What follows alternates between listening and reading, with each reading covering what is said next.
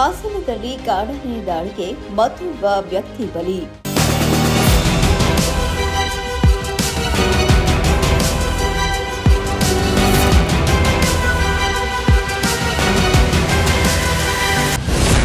ಅರಣ್ಯ ಇಲಾಖೆ ಹಾಗೂ ಸರ್ಕಾರದ ವಿರುದ್ಧ ಸ್ಥಳೀಯರ ಆಕ್ರೋಶ.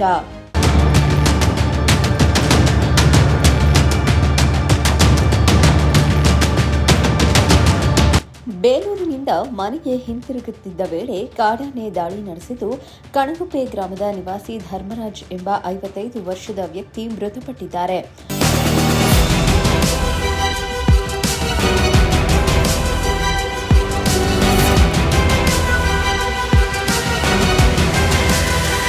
ಇನ್ನು ಮೃತ ಧರ್ಮರಾಜ್ ಜುಲೈ 29ರಂದು ಕಾಣೆಯಾಗಿದ್ದರು. ಕುಟುಂಬಸ್ಥರು ಹಾಗೂ ಸ್ಥಳೀಯರು ಹಲವು ಕಡೆ ಹುಡುಕಾಟ ನಡೆಸಿದ್ದರು.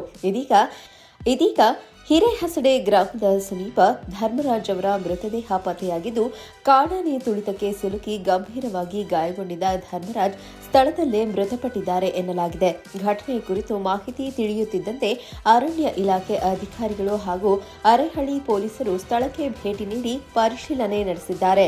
ಸದ್ಯ ಮೃತದೇಹವನ್ನು ಮರಣೋತ್ತರ ಪರೀಕ್ಷೆಗೆ ರವಾನಿಸಲಾಗಿದೆ.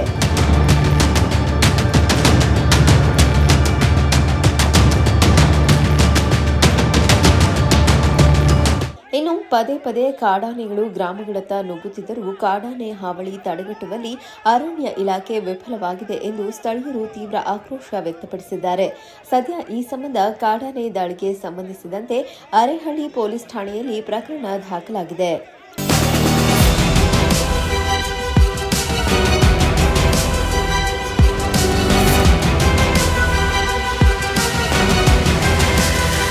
Bureau report, Prajashakti TV, Hassan.